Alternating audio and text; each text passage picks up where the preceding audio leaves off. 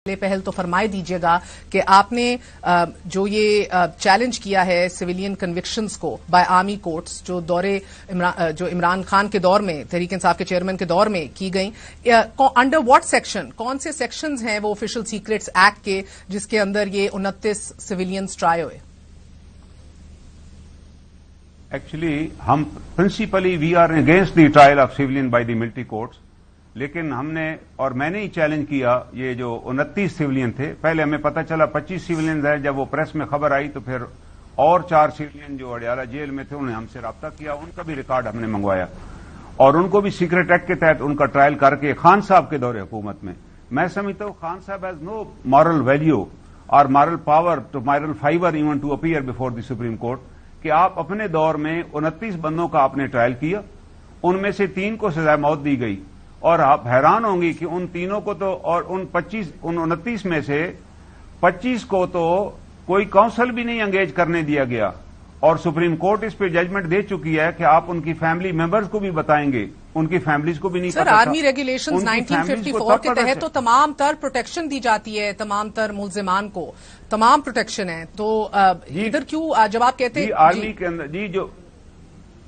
जो trial army के तहत होता है उसके अंदर कंप्लीट प्रोटेक्शन होती है, मुलजम को पूरा हक होता है अपने काउंसिल मर्जी का लाने का, अपनी फैमिली से राब्ता करता है, उसको रिकॉर्ड फराहम किया जाता है।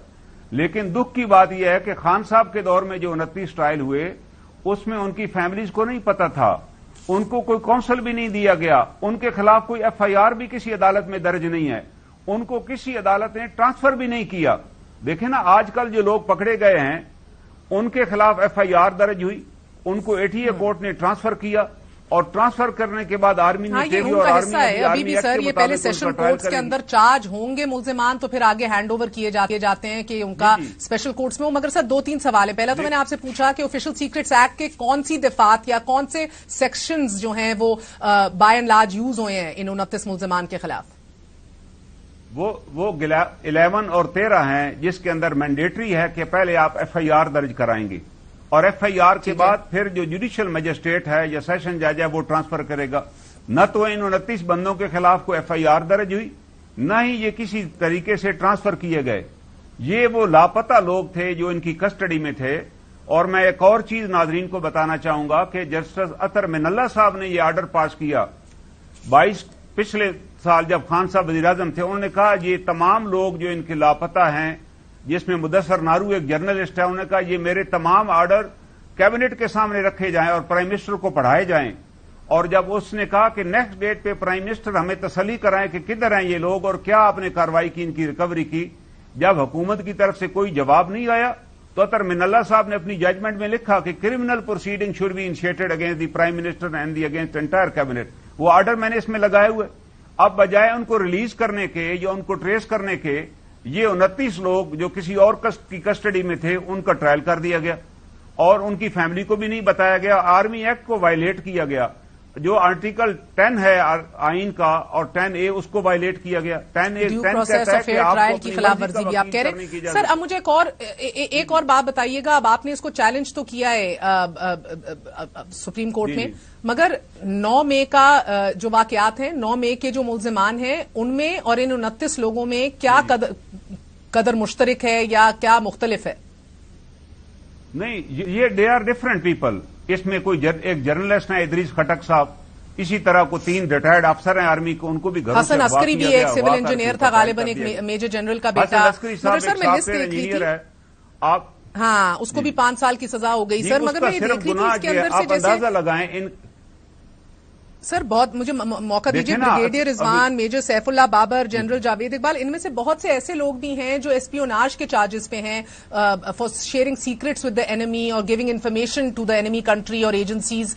इसीलिए इसको सिफ्ट थ्रू करना भी बड़ा जरूरी है कि कौन से लेजिट केसेस हैं, कौन से लेजिट नहीं है। नहीं, वो जो ब्रिगेडियर देखें, वो जो ब्रिगेडियर रिजवान का केस है उससे हमारा कोई तल्लक नहीं है।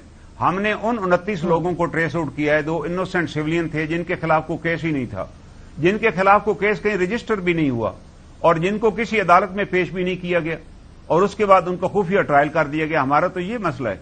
और ये वो लोग थे, इसमें चंद लोग ऐसे हैं जिनकी हाई कोर्ट में रिट चल रही थी, वो लापता थे, हाई कोर्ट में एफिडेविट दिया गया कि हमारे पास है ही नहीं और इस दौरान उनको ट्रायल कर दिया गया। ये जुल्म है ना। کہ آپ ہائی کورٹ آپ سے پوچھ رہی ہے کہ یہ بندہ آپ کے پاس ہے, آپ ایفیڈیوٹ دے رہے ہیں آپ کا افسر کہ جی ہمارے پاس نہیں ہے, اسی دوران اس کا ٹرائل ہو گیا, اس کو 11 سال سزا دے کے آپ نے بھیج دی. اسی طرح ایک ایڈوکیٹ ہے ناظم ایڈوکیٹ, گجرانوالے سے اغوا کیا گیا. یہ سب کچھ تحریک انصاف کے چیئرمین جب وہ وزیر اعظم تھے ان کے علم میں تھا؟ جی ان کے دیکھیں, یہ جو فیڈرل گورنمنٹ ہے نا, جو بھی سول کا ٹرائل ہوتا ہے اس کے لیے فیڈرل گورنمنٹ کنکرنس دیتی ہے, فیڈرل گورنمنٹ کی منظوری کے بغیر تو ہوتا ہی نہیں ہے.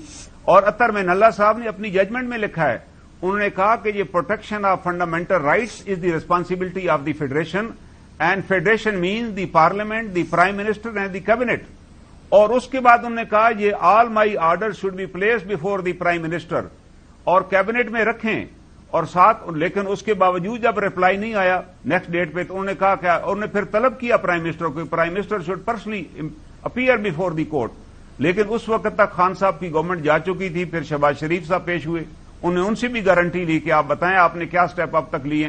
اور ان کے بارے میں تو انہوں نے لکھا, کیونکہ انہوں نے کوئی جواب ہی نہیں دیا تھا, انہوں نے لکھا کہ criminal proceeding should be initiated against him, اور اس کی کیبنٹ کے خلاف. اچھا, اب آئرنی آف ٹائم دیکھیے کرنل صاحب کہ جس چیز کو نظر انداز کیا تب کے وزیر اعظم نے, آج ان کو انہی عدالتوں کا سامنا ہے جس کے خلاف وہ عدالت میں ملٹری کورٹس کے خلاف بھی 9 مئی کے واقعے کے اوپر انہوں نے کسی کورٹ کے آرڈر کو مانا نہیں ہے خان صاحب نے اپنے دور میں.